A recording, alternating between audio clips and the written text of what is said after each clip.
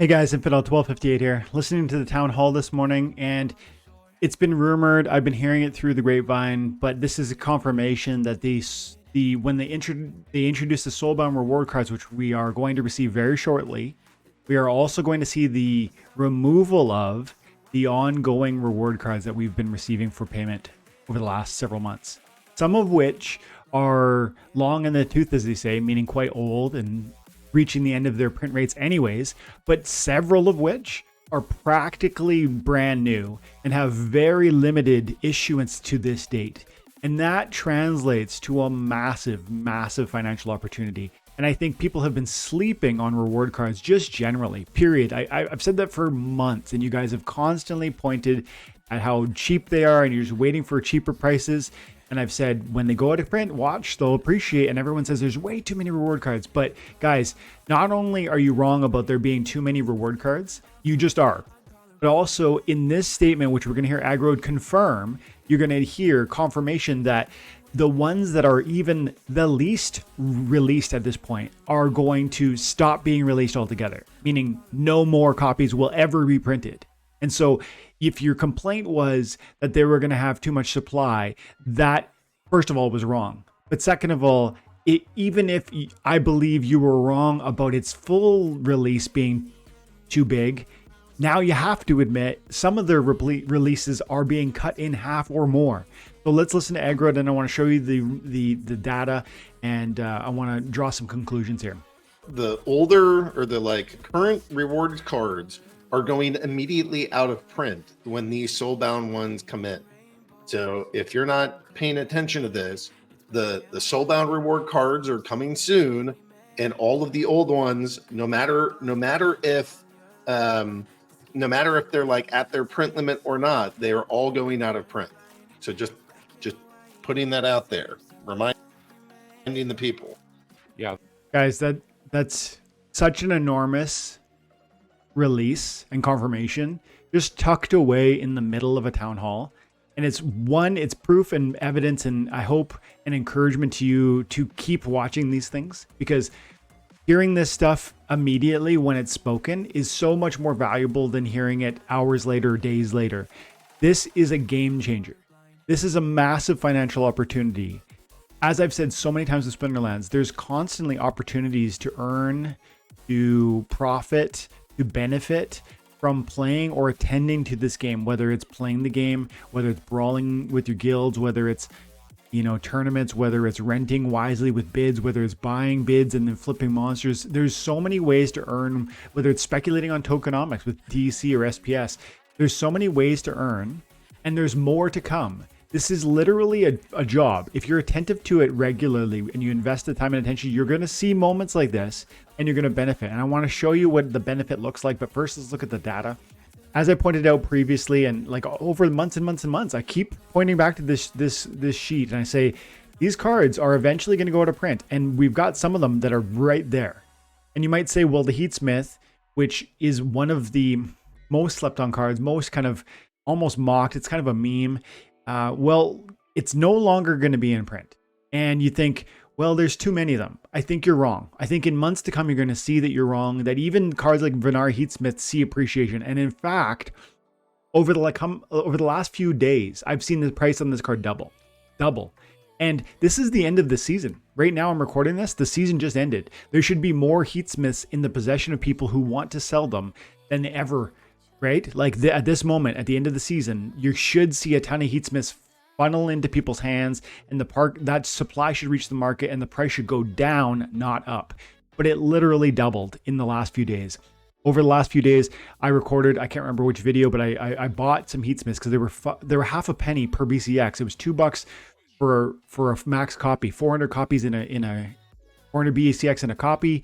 So $2 per card, and that's half a penny per BCX. I bought 4 or 5 of them. Now they're selling for over a penny per BCX. And you can see the price here if you look on it, but you can also, if you don't trust that, let's just quickly rewards. I'm gonna come over here, buy rewards. Where is it? There he is. Back to a penny. And look, is it a bunch of max level copies? Look at this. 60 BCX, 1 penny. 100 BCX, 1 penny. 200 BCX. So 1 penny is the new floor. And Just the other day, I bought for half that price. This is one example, and you think, oh, who cares? You bought it for $2, now it's worth $3-4. Who cares? Guys, that's the tip of the iceberg. And I've been telling you for almost years that when they go off the marketplace, they appreciate. And I think this is proof of that. But this is not even the most important point to take away from this. Because as Agrid pointed to, and as I've pointed to, some of them are close to being fully printed. And so there is a larger supply of the Heatsmith than there currently is of the Jin Bilka. Both because Jin Bilka is legendary and there are fewer copies of them, but also because Jin Bilka has a lower percent of its total possible issuance onto the marketplace than some of these commons. So you think to yourself, okay, great. Some of them are practically fully issued. I think they will appreciate and are appreciating already. But then some of them are barely issued at all. And that's primarily the newer ones, like we're talking from Vampire Bat all the way down to Kinjo. And these cards are interesting. This is a massive financial opportunity if you're paying attention. And I'm seeing it even today. I'll show you more data in a moment. But Vampire Bat, 42% of its total issuance provided onto the marketplace. That means 58% of its possible issuance will disappear at the end of this month when we start seeing Soulbound reward cards, or whenever that happens. I think it's at the end of January. And so 58% of the total possible issuance of Vampire Bat are going to never reach the marketplace. And so the argument or the justification for holding and seeing value in Vampire Bat just got better. Do you see that? Because if you were eventually going to see, 7.5 or 8 million issuance of a common card like the Heatsmith, and Vampire Bat is also common, so picture you were going to see 7.5 million issuance, and we've got 3 million, and that's all we're ever going to get. The potential supply of a card like Vampire Bat is far lower than it was. It's going to end up being far lower than it was predicted to be. And that speaks to its intrinsic value because supply and demand. And so if there are fewer copies available, the price should ultimately reach a higher high.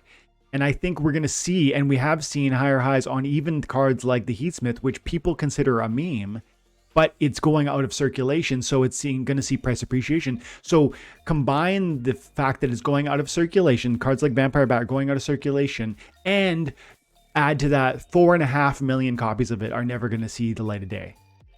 Vampire Bat, I don't love it. It's got its role, it's got its moment. I like it in certain melee from any position. I like it in certain low mana matches. I like it in Equalizer where everyone has the same number of hit points, but it's perhaps not the strongest.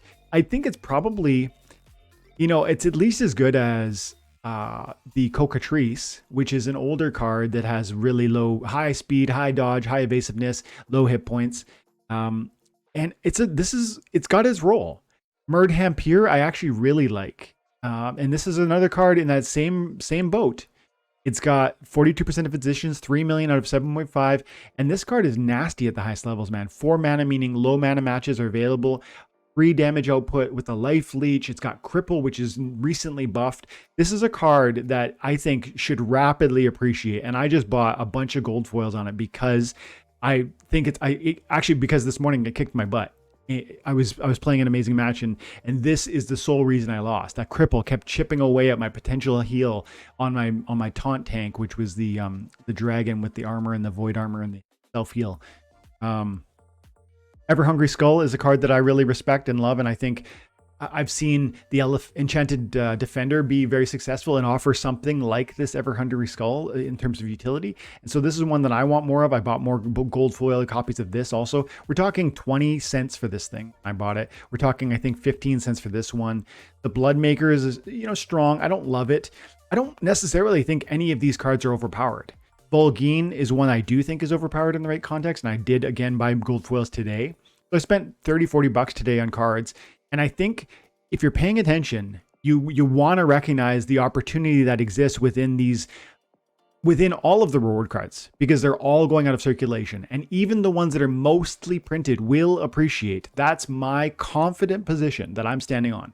But the ones that are barely issued at all, or less than half of them, their issuance has occurred. Wow, there's opportunity there. We're going to look at some more data here in a moment. I want to show you, I want to look at the,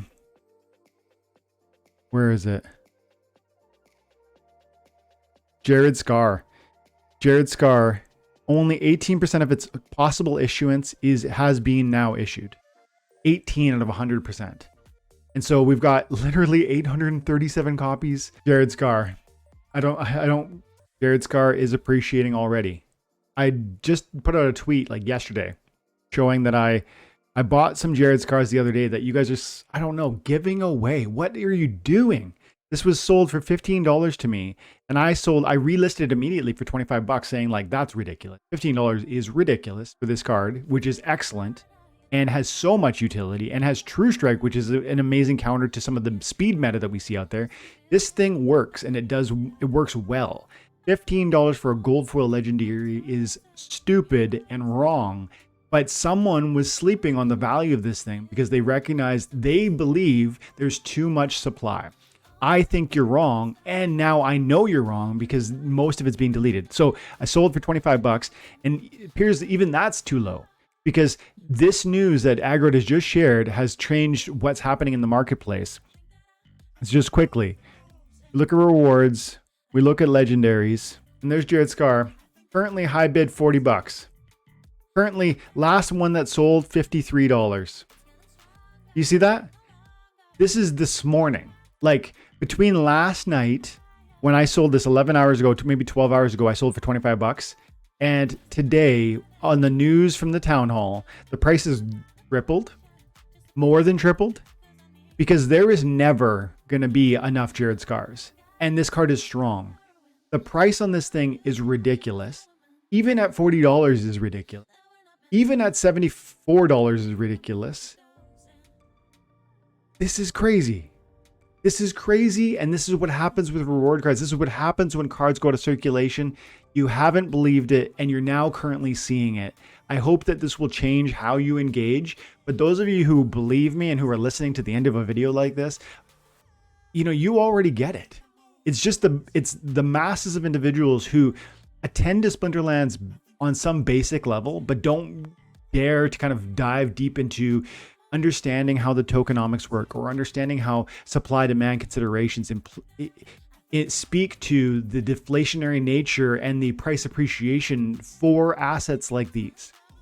If this game is fun and if it has a future, these cards will appreciate. There will never be enough of them. And so 15 million Chaos Legion packs, which isn't going to be 15 million because we're burning those. And I think the same arguments that we've just raised around the supply of reward cards and why we should be more intrigued by reward cards today than we were 6 months ago because of the burning that's happening through the introduction of soulbounds. That same argument applies to Chaos Legion because we're deleting, 10%, 15% of the total supply of Chaos Legion packs through the burn that we're doing, 25,000 packs a day. And so, and not to mention, we're coming to an end of a cycle and an end of an issuance. And I think we're seeing I'll quickly land here on this topic. But I think interestingly, it's been interesting to note the price appreciation on Chaos Legion packs also.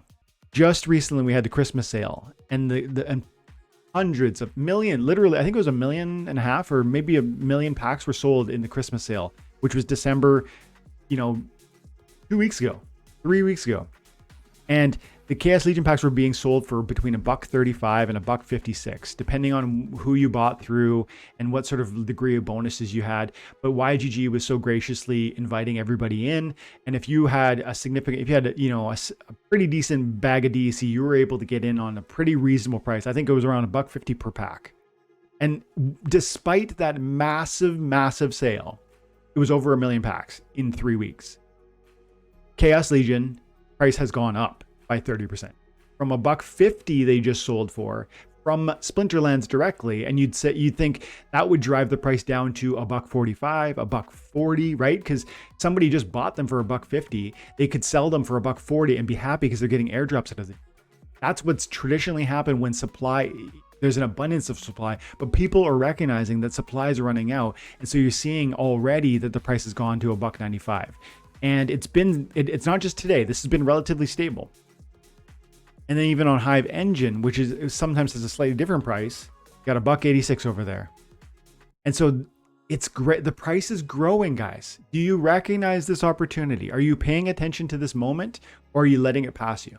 I think there's some interesting things to be looking at, whether it's Chaos Legion packs or whether it's reward cards that are going out of circulation. But I, for one, am, to the best of my ability, fighting and grabbing and trying to seize as many as I can, because I really believe that the assets in this game, the cards that are given to us for, in-game rewards for our time and attention, there's never enough of them. There just isn't. And I think we're going to see massive price appreciation. I'm just excited, and I hope you guys are seeing the justification behind the excitement. If you doubt some of the things I'm sharing with you or the data I'm speaking to here, I'd love to see comments below, because I really want to engage with the other side of this conversation. Because I think when I'm saying I'm standing on firm foundation with these conclusions and these presumptions. So you tell me. But thank you guys for your time and attention. And if you watch till the end of the video and you enjoy this content, I definitely encourage you to like and subscribe. Or if you want more content from me that will never see the light of day except for members, check out the community tab on my YouTube channel. You can become a member of the channel. You can earn potentially a free plot of land. You can enjoy content that never is public for everyone else. And yeah, we do live events weekly. So guys, I'll leave it there. Have an amazing day. God bless.